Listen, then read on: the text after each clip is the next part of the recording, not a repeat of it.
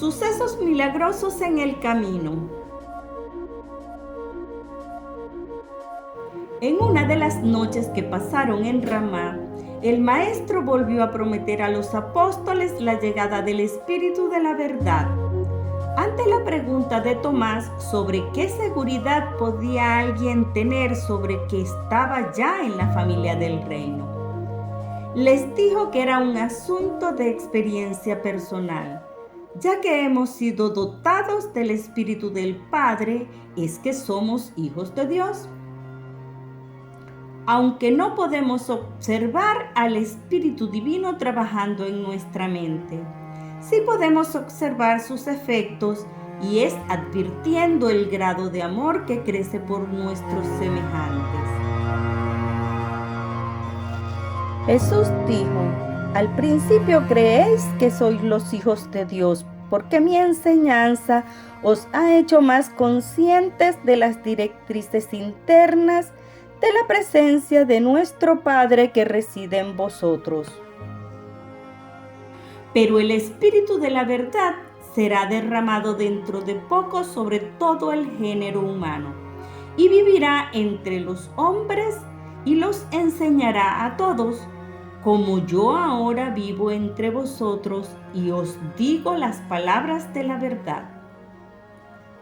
Este Espíritu de la verdad, que habla para los dones espirituales de vuestra alma, os ayudará a saber que sois los hijos de Dios.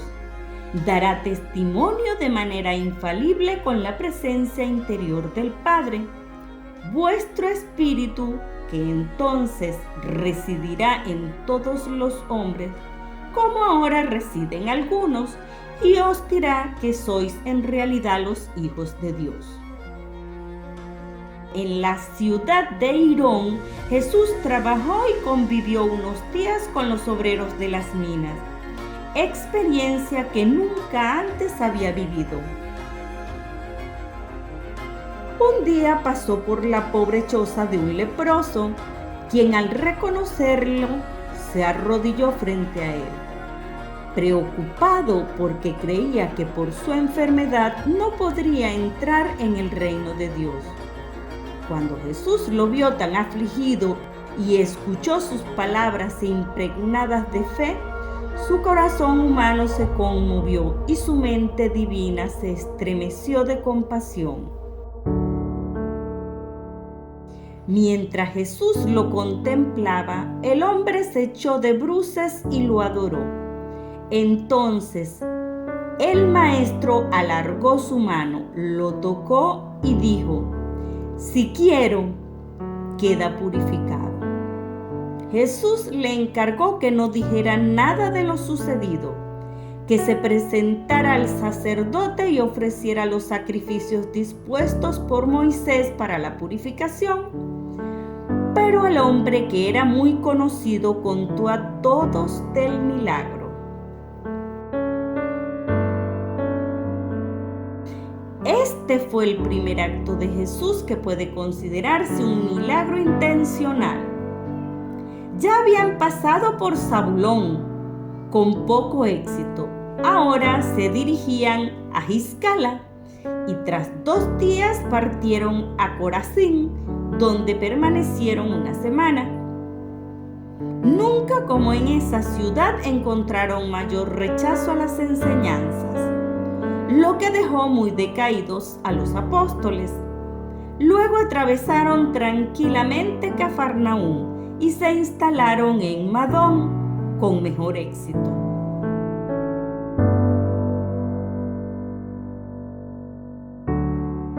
Muchos de los apóstoles creían que el poco suceso que provocaban era debido a la prohibición de Jesús de ser presentado por ellos como un sanador, y se alegraron mucho al saber que de allí partirían otra vez hacia Caná. Al tercer día vino a ver a Jesús un hombre llamado Tito, de Cafarnaúm, quien le suplicó que fuera hasta allá a curar a su hijo enfermo. Los apóstoles miraban la escena con expectación. Jesús dijo: ¿cuánto tiempo seré indulgente con vosotros?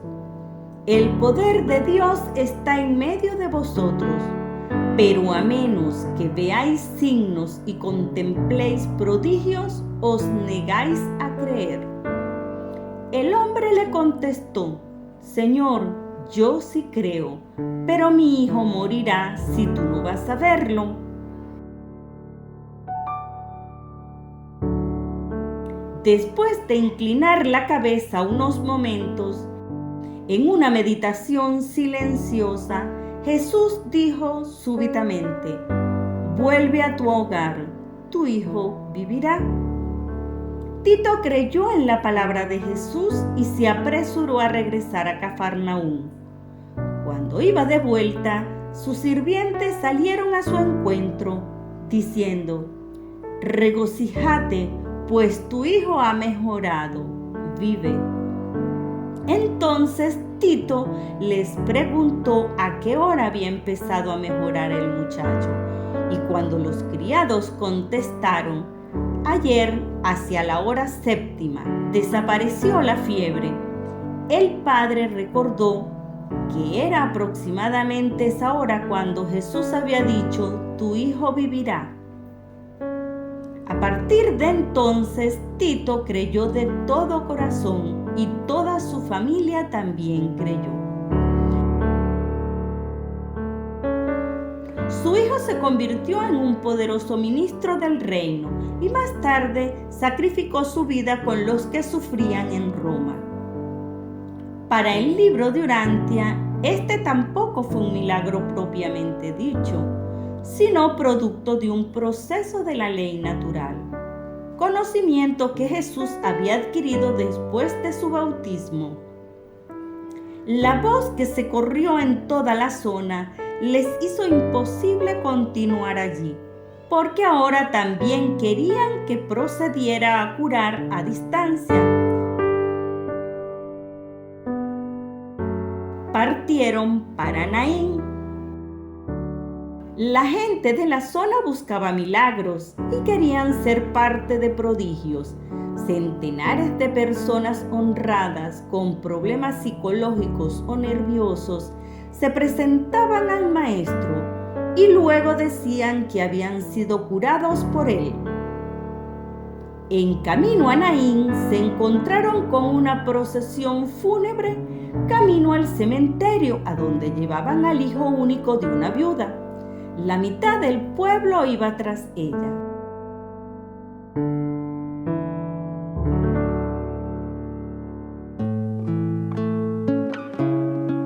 Al cruzarse con Jesús y reconocerlo, le suplicaron que devolviera al muchacho a la vida. Jesús se adelantó y abrió la tapa del ataúd y comprobó que en realidad el joven no estaba muerto. Le dijo a la viuda: no llores, tu hijo no está muerto, está dormido, te será devuelto.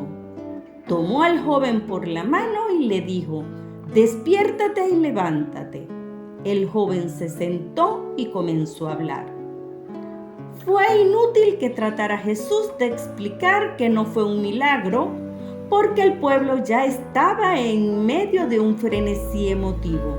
No pudo dispersarse de la multitud hasta entrada la noche.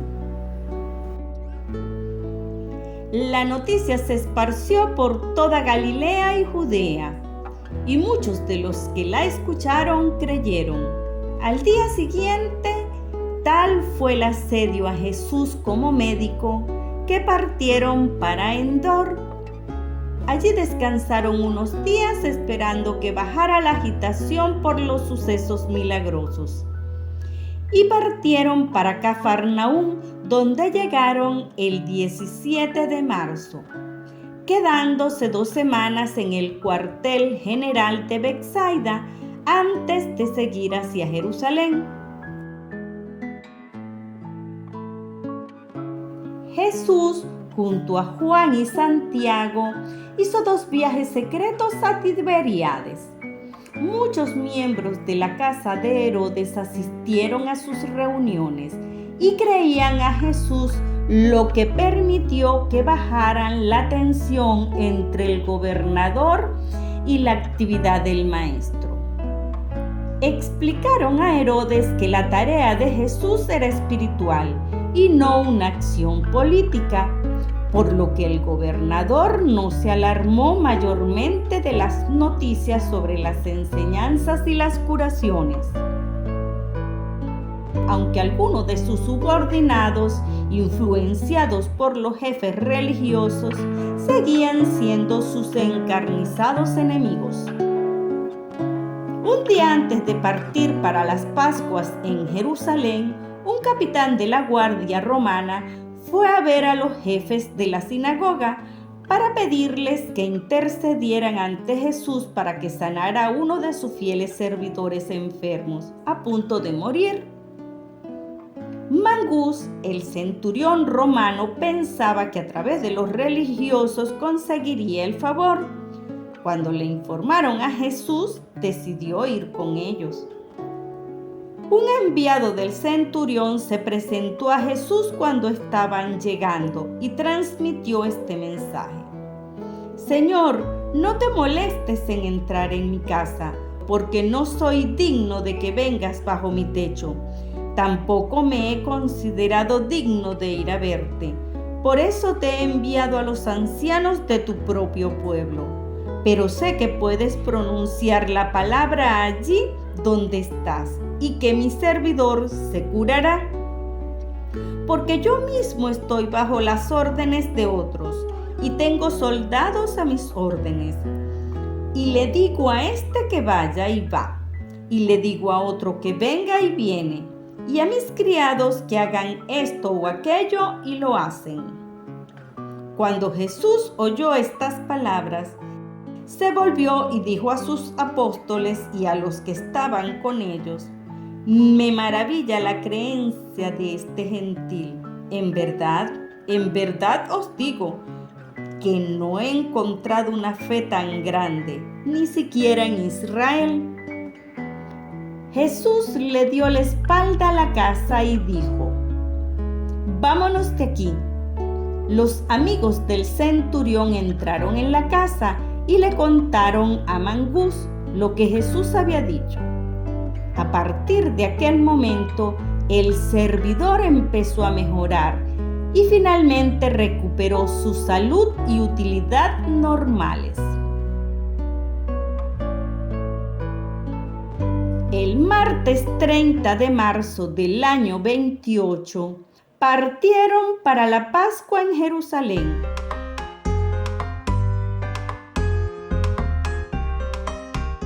A donde llegaron el viernes 2 de abril por la tarde y se establecieron como siempre en Betsaida.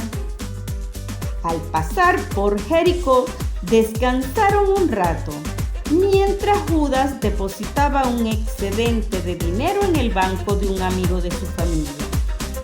Este depósito permaneció allí hasta que pasaron otra vez por Jericó, durante el último viaje memorable a Jerusalén, poco antes del juicio y la muerte de Jesús.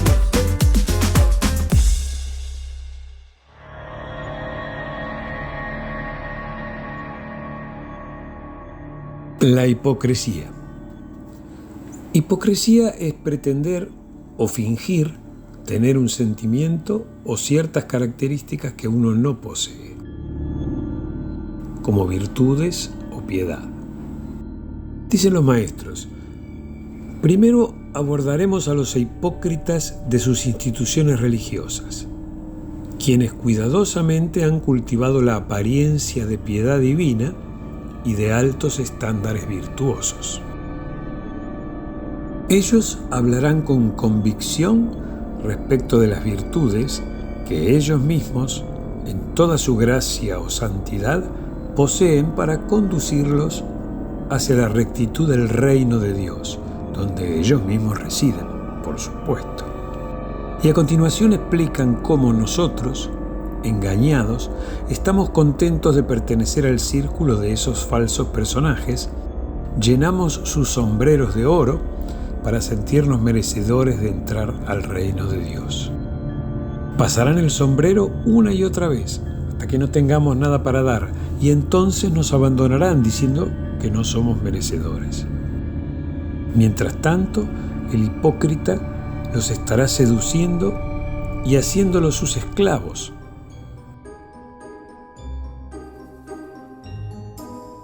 El hipócrita se sienta irónicamente y con aire satisfecho en su falso esplendor de odio y manipulación, baboseando lascivamente y codiciosamente sobre la acumulación de riqueza que él les ha robado a la ciega e ignorante gente oveja.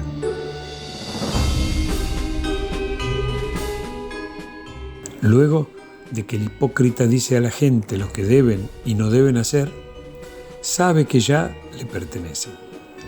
Y tras las puertas del secreto, él mismo romperá cada regla de comportamiento divino que él les ha instruido a que ustedes sigan.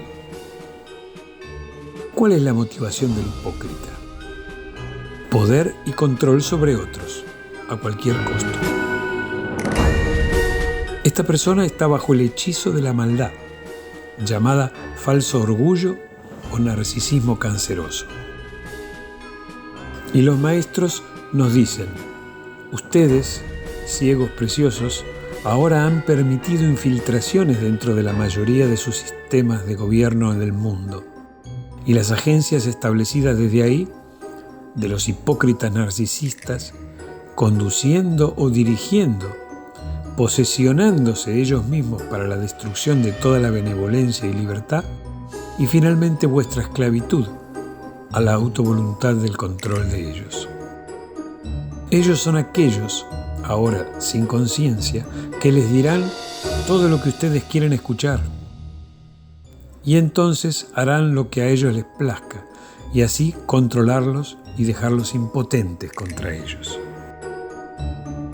La bastarda semilla de la maldad está instalada en la mayoría de los líderes, sin que los pueblos lo sepan. Ellos han casi completado su avasallamiento sin que la mayoría de ustedes ni siquiera conozcan los crímenes de manipulación del poder que ellos han cometido ante su propia existencia. ¿Es irremediable? Nunca. Dios gana en la confrontación final contra la maldad, pero cada fragmento, cada persona es fragmento del Padre, o un fractal en lenguaje más actualizado. Cada fragmento debe elegir la voluntad de Dios por medio del entendimiento y seguimiento de las leyes del balance, proporcionadas de modo que se le permita la entrada dentro de vuestro sagrado reino de amor, verdad, sabiduría y vida. ¿Qué harán ustedes por ganar la entrada al reino de Dios de la luz? El Dios Atón espera por vuestra decisión.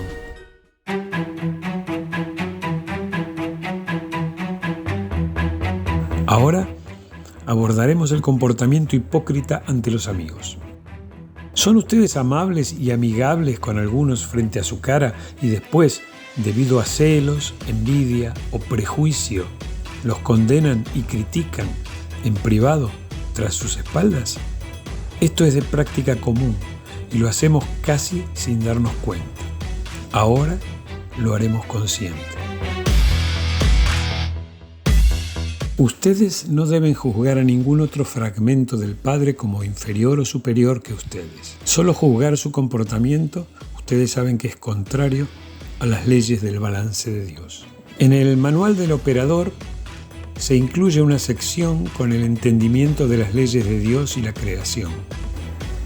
Son 18 leyes, una ampliación de los mandamientos para este siglo, y también son llamadas las leyes del balance, porque esas leyes son lo que nos fue dado para el balance interno de la creación.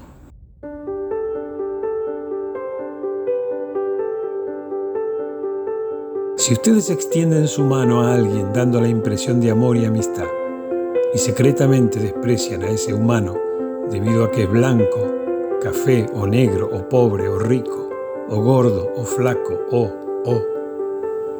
entonces ustedes también son hipócritas. Para descubrir al hipócrita no deben oír lo que dice, sino descubrir lo que hace en secreto.